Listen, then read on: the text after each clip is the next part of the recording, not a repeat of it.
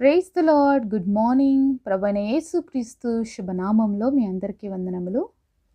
దేవుడి మాటల కొరకు చిన్న ప్రార్థనతో మన హృదయాల్ని సిద్ధపరచుకుందామా?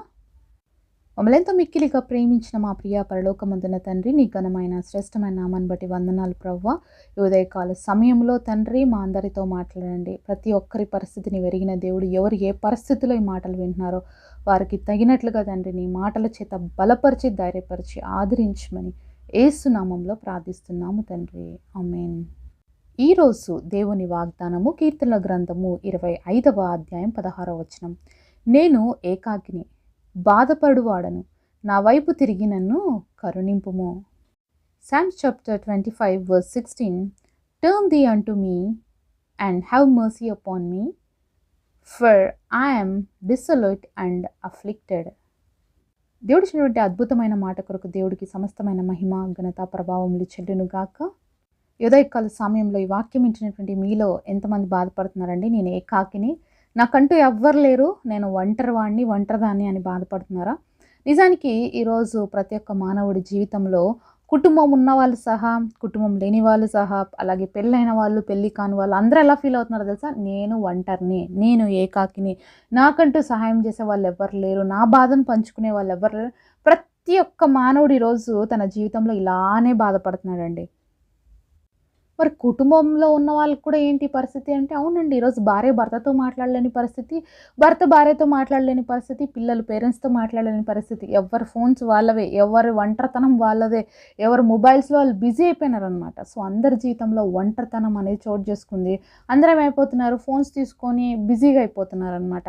సో ఎప్పుడైతే ఈ ఒంటరితనం మానవుల జీవితంలోకి ఎంటర్ అయిపోయిందో, ఈరోజు మానవుడి జీవితంలో ప్రేమలు కరువైపోయాయి, ఆప్యాయతలు కరువైపోయిన రోజులలో ఉంటున్నాం.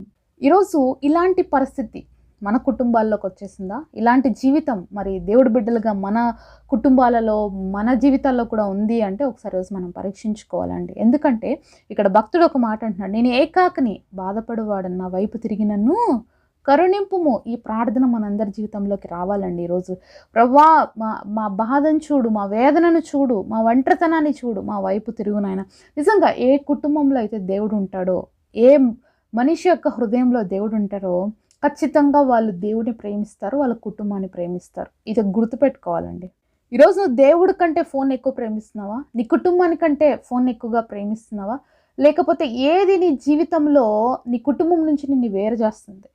ఏది నీ జీవితంలో నీకు ఒంటరితనాన్ని కలుగజేస్తుందో ఒక నిమిషం కూర్చొని ఆలోచించి, ఈరోజు ఎక్కడ నువ్వు ఒంటరిగా మిగిలిపోతున్నావు, ఏ కారణాన్ని బట్టి నువ్వు ఒంటరి అయిపోతున్నావు అని ఫీలింగ్ నీలో కలుగుతుంది. మొదటిగా ప్రతి వ్యక్తి జీవితంలో ఒంటరితనం అనేది ఎప్పుడు వస్తుందంటే, దేవుడి దగ్గర నుంచి మన సంబంధం తెగిపోయినప్పుడే కలుగుతుందండి. దేవుడితో ఎవరైతే సంబంధాన్ని కోల్పోతారో ఆటోమేటిక్గా వాళ్ళు ప్రతి ఒక్కరితో సంబంధాలని కోల్పోతూ వస్తారు. ఎందుకంటారా? మరి దేవుడితో ఉన్న సంబంధం ఏం చేస్తుందంటే మనిషి హృదయంలో ప్రేమను పుట్టిస్తుంది.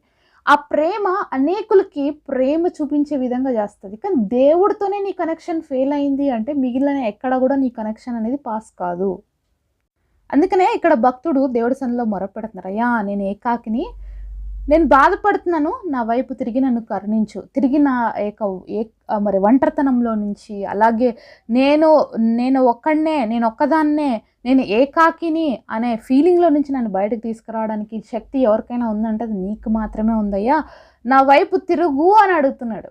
దేవుడు కానీ మన వైపు తిరక్కోకుండా ఆపోజిట్గా వైపు తిరిగాడంటే మనం ఒంటరిలమే అండి.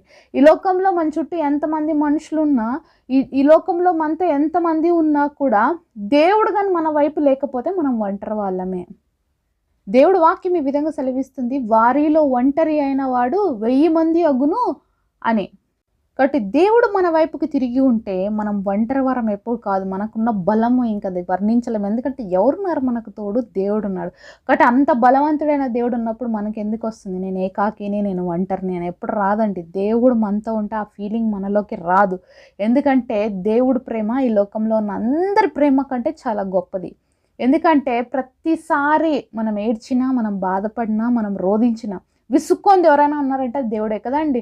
ఇంట్లో మనం ఏడిస్తే మరి పిల్లలకి చాలాసార్లు ఎప్పుడు అమ్మ ఏడుస్తూనే ఉంటుంది అంటారు, లేకపోతే భర్త ఎప్పుడు ఏడుపు మొహమే అంటారు, లేకపోతే మన అమ్మ నాన్నలు కూడా చిన్నప్పుడు మనల్ని అంటారు, ఈ పిల్ల ఎప్పుడు ఏడుస్తూనే ఉంటుంది.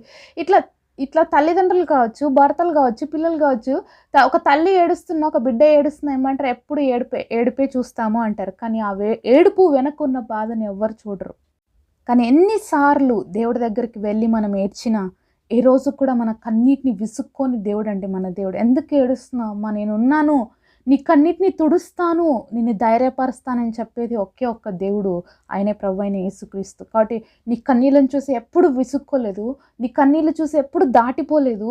నువ్వు ఏడుస్తుంటే ఎందుకు ఏడుస్తున్నావు నీ దగ్గరకు వచ్చి ప్రతిసారి, ఒక్కసారి కాదు, ప్రతిసారి నువ్వు రోజులో ఎన్నిసార్లు ఏడ్చినా నీ పక్కగా వచ్చి నిన్ను వెన్ను తట్టి, నువ్వు ఏడవకు, నేనున్నాను, నీ దుఃఖ దినములు సమాప్తి చేస్తాను అని మాట్లాడేది ఎవరైనా ఉన్నారు అంటే దేవుడు మాత్రమేనండి. కాబట్టి ఎప్పుడు నువ్వు ఫీల్ కావద్దు నేను ఒంటరిని అని, నేను ఏకాకి, నేను ఎప్పుడు బాధపడద్దు. నీ పక్షంగా ఎవరున్నారు తెలుసా, దేవుడు ఉన్నాడు. ఈ లోకంలో ఎంతోమంది దైవజనులు, మరి మిషనరీస్ తమ కుటుంబాలని విడిచిపెట్టి, మరి వాళ్ళ దేశాలని విడిచిపెట్టి మన యొక్క భారతదేశానికి వచ్చి పరిచర్య చేసినటువంటి ఎంతోమంది దైవజనులు ఉన్నారండి. వాళ్ళందరూ కూడా భారతదేశంలో ఒంటరిగా ఉండే పరిచర్య చేస్తున్నారు. ఎంత గొప్పగా దేవుడి కోసం పరిచర్య చేశారు.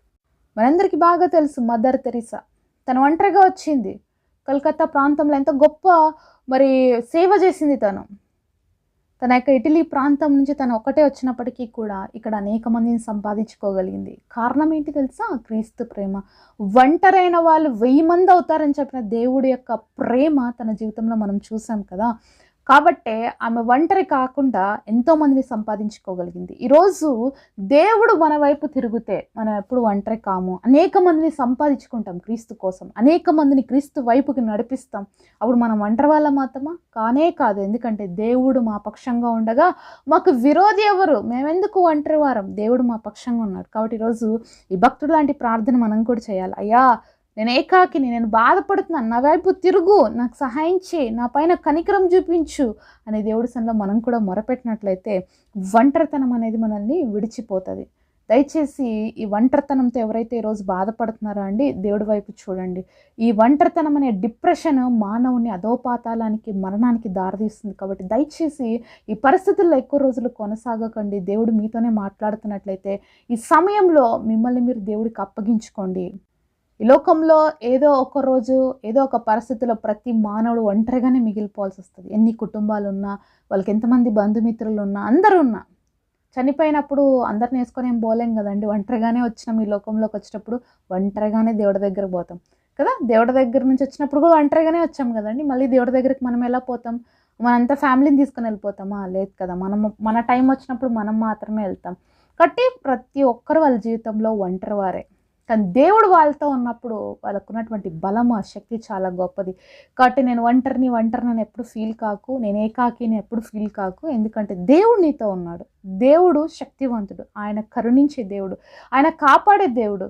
నిన్నెప్పుడు ఒంటరిగా విడిచిపెట్టాడు. ఈరోజు దేవుడితో నీకున్నటువంటి సహవాసాన్ని తిరిగి బిల్డ్ చేసుకో. ఎక్కడ కోల్పోయినావో, ఎక్కడ నీ కనెక్షన్ దేవుడి నుంచి దూరం అయిపోయిందో తిరిగి దేవుడి దగ్గరికి రా. నీ ఫోన్ నిన్ను దూరం చేసిందా? నీ స్నేహితులు నిన్ను దూరం చేశారా? లేకపోతే ఇంకా నీ డబ్బు దేవుడికి నీకు మధ్యలో వచ్చి నిలబడిందా? ఏది దేవుడు యొక్క సహవాసం లేకుండా నేను దూరం చేసిందో దాన్ని పక్కన పెట్టు, దేవుడికి దగ్గర ఆటోమేటిక్గా మిగతావన్నీ కూడా నీ దగ్గరకు వస్తాయి. ఈరోజు నువ్వు అడిగితే దేవుడు నీ వైపుకి తిరగాలని ఆశపడుతున్నాడండి. ఈరోజు దేవుడిని నువ్వు పిలిస్తే ఆయన రెడీగా ఉన్నాడు నీతో వచ్చి స్నేహం చేయడానికి. ఇదిగో నేను తలుపు దగ్గర నిలిచి తట్టుచున్నాను, ఎవడైనాను నా స్వరం విని తలుపు తీస్తే అతనితో వచ్చి నేను నాతో, అతనితో నేను కలిసి భోజనం చేస్తానని ప్రకటన గ్రంథం 3వ అధ్యాయం 20వ వచనంలో దేవుడు చెప్పాడు. కాబట్టి దేవుడు మనల్ని ఒంటరితనంగా విడిచిపెట్టే దేవుడు కాదు. మన యొక్క హృదయం అనే తలుపు దగ్గర నిలిచి తలుపు తడుతూనే ఉన్నాడు. కాబట్టి దయచేసి తలుపు తీస్తావా? యేసు నీతో వచ్చి స్నేహం చేయాలని ఆశపడుతున్నాడు. నువ్వు ఒంటరి కానే కాదు, నువ్వు ఏకాకివి కాదు, ఆయన సహవాసం నీతో ఉంది. కాబట్టి ఆయన కరుణించే దేవుడు, ఆయన కాపాడే దేవుడు. మనం ఎప్పుడు కూడా బాధపడాల్సిన అవసరం లేదు, నాకు ఎవ్వరు లేరు అని. కానీ దేవుడు ఉన్నాడు, దేవుడు శక్తి మనకుంది, దేవుడు కాపుదల మనకుంది. అంతకంటే ఇంకేం కావాలండి? కాబట్టి దేవుని కలిగి జీవిద్దాము, ఆయనతో మన జీవితం కొనసాగిద్దాము. అటు కృప దేవుడు మనందరికీ దయచేయును కాక. పరిశుద్ధుడైన తండ్రి, మాతో మాట్లాడిన ప్రతి మాట కొరకు వందనాలు తండ్రి. భక్తులు ప్రార్థించిన రీతిగా మేము కూడా నీ సన్నిధిలో ప్రార్థన చేస్తున్నాం అయ్యా. ఏకాకులము, ఒంటరి వారమని ఎంతమంది బాధపడుతున్నారా అయ్యా? నీ వైపు చూస్తుండగా తండ్రి, నువ్వు మా వైపు తిరుగు, మమ్మల్ని కరుణించు. ఎవరు ఏ పరిస్థితిలో ఒంటరి వారుగా మిగిలిపోయారో ఆ పరిస్థితుల నుంచి బయట తీసుకురండి తండ్రి. ధైర్యం ఇవ్వండి, ఆదరణ ఇచ్చి ప్రతి ఒక్కరిని బలపరచమని యేసు నామంలో ప్రార్థిస్తున్నాము తండ్రి. ఆమేన్. ఈరోజు బర్త్‌డే అలాగే వెడ్డింగ్ యానివర్సరీ సెలబ్రేట్ చేసుకుంటున్న మీ అందరికీ కూడా wish you happy birthday and happy anniversary. God bless you all.